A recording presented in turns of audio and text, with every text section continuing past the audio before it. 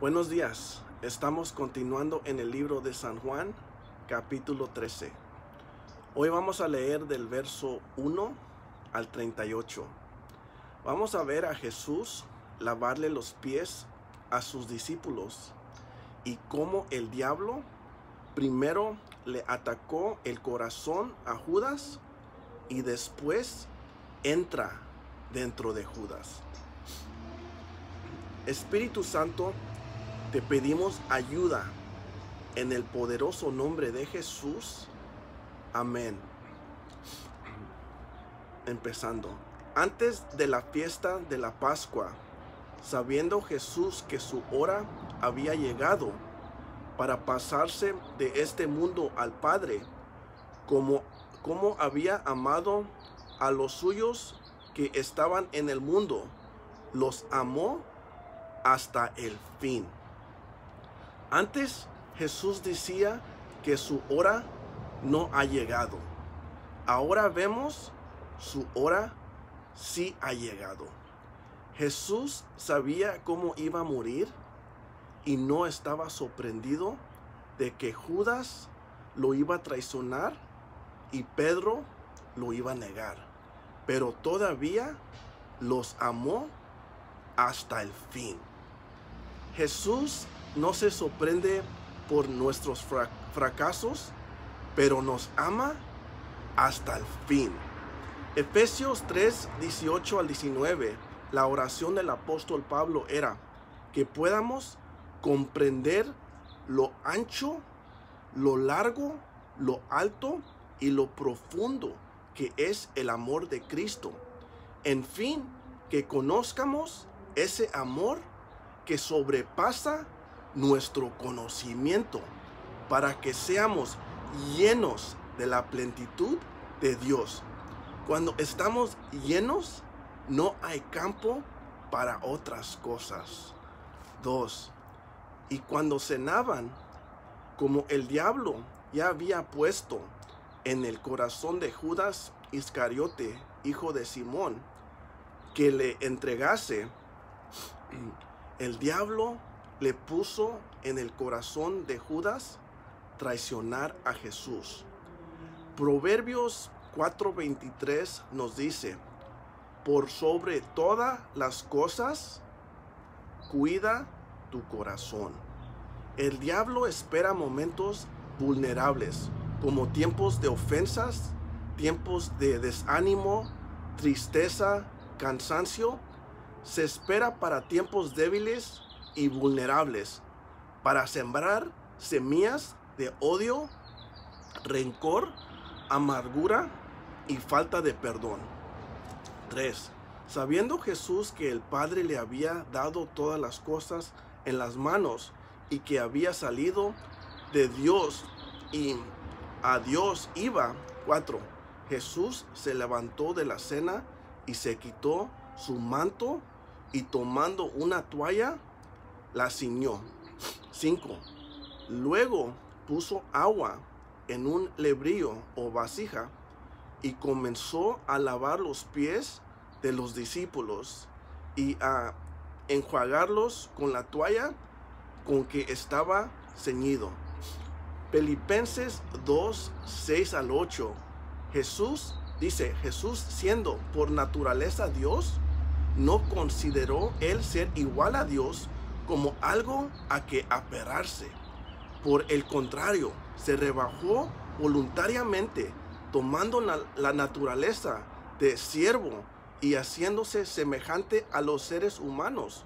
Y al manifestarse como hombre, se humilló a sí mismo y se hizo obediente hasta la muerte y muerte de cruz.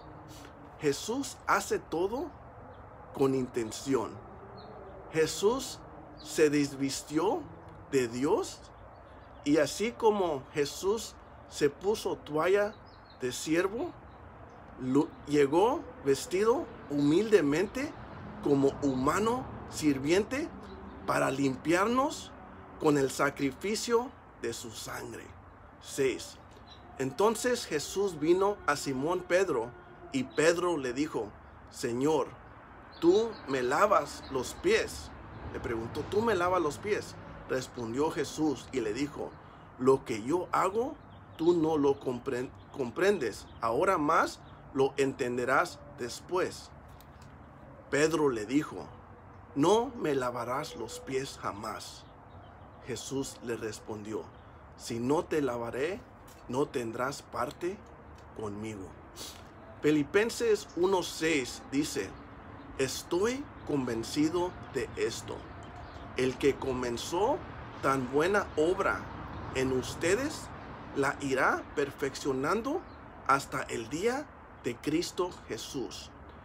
No siempre entenderemos la obra que Jesús está haciendo en nuestras vidas. Y así como Pedro, resistiremos el proceso. Proverbios 3:5 dice, confía en el Señor con todo corazón y no en tu propio entendimiento. No fuimos llamados a entender todo, sino fuimos llamados a confiar en Jesús. Debemos de confiar en Jesús y rendirnos al proceso. 9. Le dijo Simón Pedro, Señor, no solo mis pies, sino también las manos y la cabeza. 10. Jesús le dijo, el que está lavado no necesita sino lavarse los pies, pues está todo limpio. Y vosotros limpios estáis aquí, no todos. 11. Porque sabía quién le iba a entregar. Por eso dijo, no estáis limpios todos. 12. Así que después que les hubo lavado los pies, tomó su manto, volvió a la mesa y les dijo, ¿sabéis lo que os he hecho? 13. Vosotros me llamáis maestro y señor, y dices bien, porque lo soy. 14. Pues si yo, el Señor y el Maestro, he lavado sus pies, ustedes también deben lavar los pies unos a los otros, porque ejemplo les he dado para que como yo les he hecho, ustedes también hagan. Lucas 6:32 al 33, Jesús dice, ¿qué mérito tienen ustedes al amar a quienes los aman? Aun los pecadores lo hacen así. ¿Y qué mérito tienen ustedes al hacer bien a quienes les hacen bien? Aún los pecadores actúan así.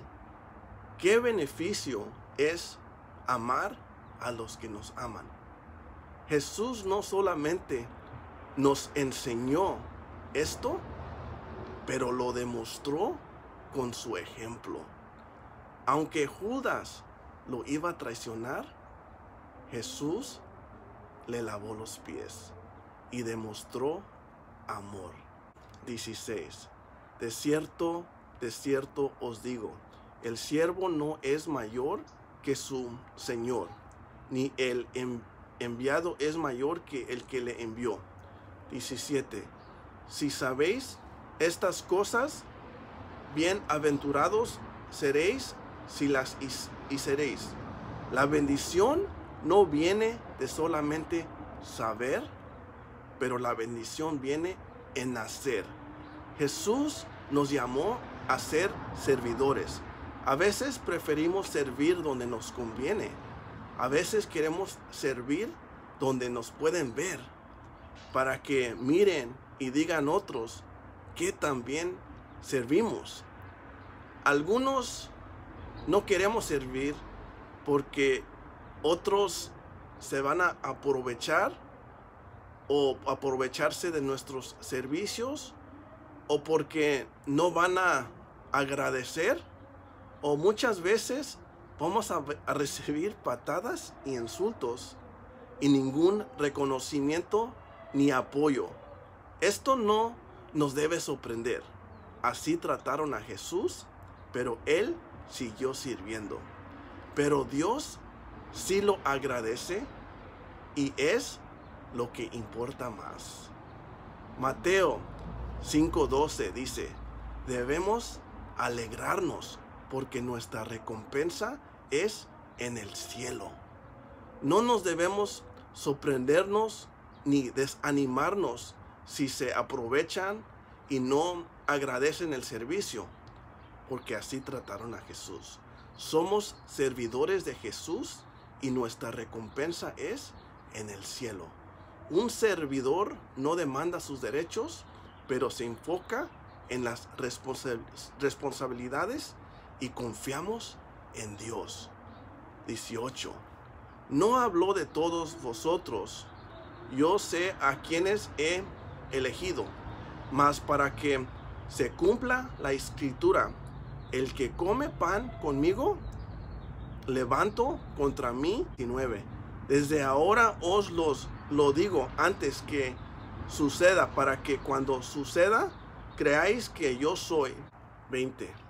De cierto os digo, el que recibe al que yo enviaré, me recibe a mí. Y el que me recibe a mí, recibe al que me envió. 21.